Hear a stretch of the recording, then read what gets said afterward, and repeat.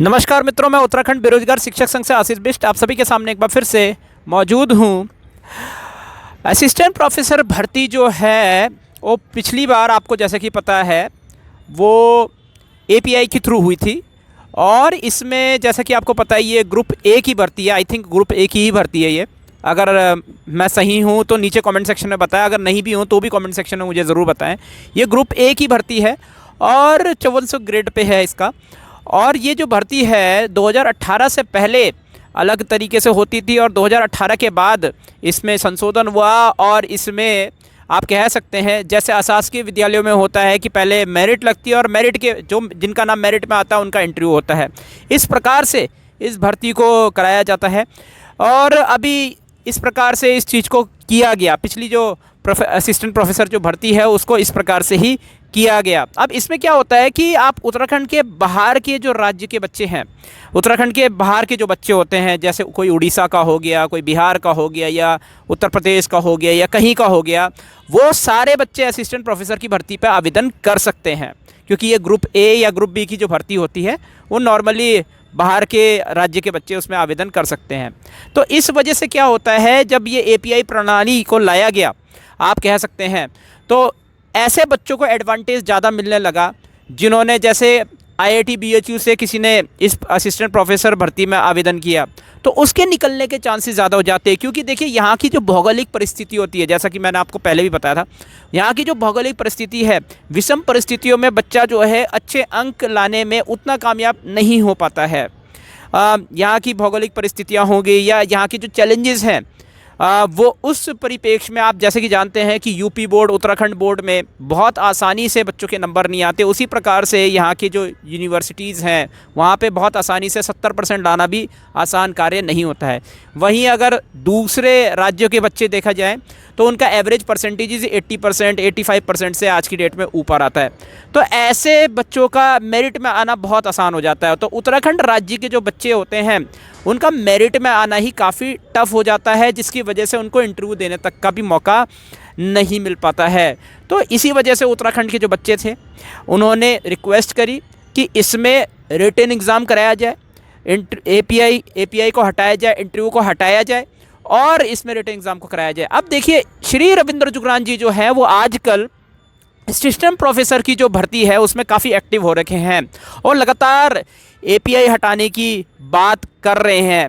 अपने social media के माध्यम से लगातार वो बात कर रहे थे और कर भी रहे हैं।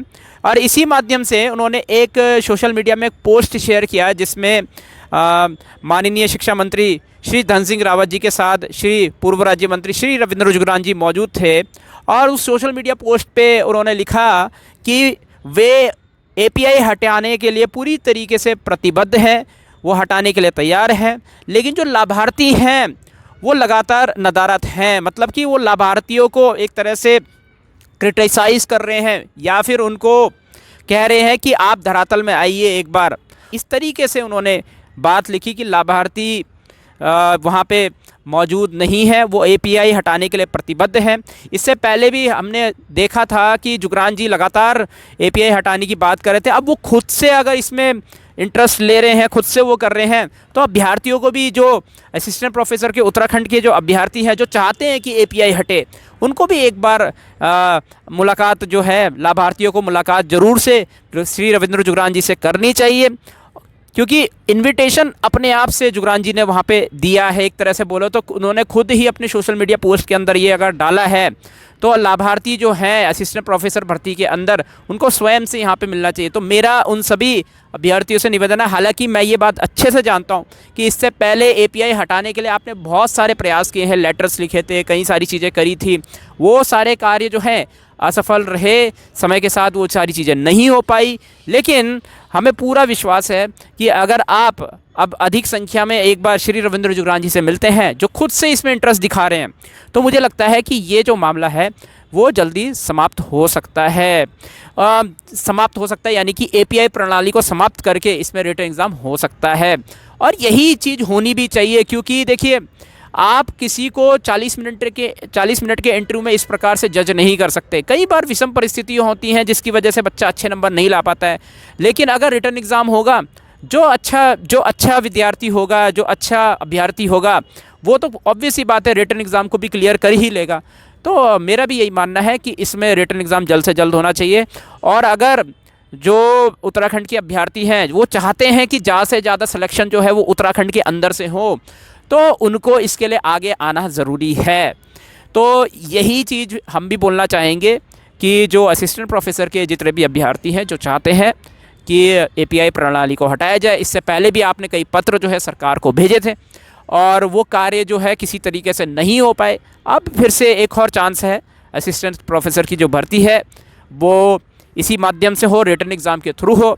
रिटन एग्ज़ाम जैसे ही होगा तो सीधी सीधी बात है, वहाँ पे अगर बाहर के राज्य के व्यक्ति भी, बाहर के राज्य के अभ्यर्थी भी अगर आवेदन करेंगे और उत्तराखंड राज्य के अभ्यर्थी भी आवेदन करेंगे तो एक फेयर कंपटीशन होने का पूरा पूरा चांस है। और वहाँ से संभावना बनेगी कि सीधी सीधी बात है, वहाँ पे उत्तराखंड के अभ्यर्थी जो है ज़्यादातर सेलेक्ट होंगे। मेरिट के बेस पे कहीं ना कहीं हमें ये लगता है, कहीं ना कहीं नहीं, वो तो सामने ही है, पिछली भर्ती में आप देख सकते हैं कि अधिकतर वही अभ्यर्थी सेलेक्ट हुए हैं जो उत्तराखंड राज्य के नहीं हैं। ये साफ साफ दिखता है वहाँ पे कि इंटरव्यू में ज़्यादातर लोग वही सेलेक्ट हुए, मेरिट पे भी ज़्यादातर लोग वही आ रहे हैं। उत्तराखंड राज्य के जो बच्चे हैं वो मेरिट में भी नहीं आ पा रहे क्योंकि परसेंटेज कम है, कहीं ना कहीं उस वजह से मेरिट में नहीं आ पा रहे, तो इंटरव्यू में भी चांस उनका कम हो जाता है। तो वो सारी चीज़ें जब तक चलती रहेगी तब तक बहुत कम चांस है कि यहाँ पे उत्तराखंड के बच्चों का सिलेक्शन जो है, जब तक एपीआई प्रणाली रहेगी उत्तराखंड के बच्चों का सिलेक्शन बहुत मिनिमल होगा, शायद 20% भी बहुत मुश्किल है। तो क्या लगता है आपको? नीचे कमेंट सेक्शन में बताएं कि एपीआई प्रणाली के लेकर अगर आप असिस्टेंट प्रोफेसर के विद्यार्थी हैं, अभ्यर्थी हैं, तो नीचे कमेंट सेक्शन में बताएं क्या आप धरातल में आने का प्रयास करेंगे, क्या आप धरातल में लगातार इसके लिए श्री रविंद्र जुगरान जी से मिलेंगे, और कितने लोग हैं जो चाहते हैं कि एपीआई प्रणाली हटे, कितने लोग हैं जो एपीआई प्रणाली के समर्थन में है और कितने लोग जो हैं वो एपीआई प्रणाली के समर्थन में नहीं है। नीचे कमेंट सेक्शन में भी ज़रूर बताएं। मुझे लगता है इसको लेकर एक पोल भी मुझे करना चाहिए, हालांकि मैंने एक बहुत पहले भी इसको लेकर एक पोल किया था, एक बार फिर से एक पोल रखेंगे जिसमें ये बात तो साफ़ हो जाएगी कि कितने लोग एपीआई प्रणाली को चाहते हैं और कितने लोग एपीआई प्रणाली को नहीं चाहते जो रिटर्न एग्ज़ाम चाहते हैं, और साथ ही साथ नीचे कमेंट सेक्शन में भी बताएं। इस वीडियो में इतना ही। मैं उत्तराखंड बेरोजगार शिक्षक संघ से आशीष बिष्ट आप सभी से अनुमति लेता हूँ। जय भारत, जय उत्तराखंड।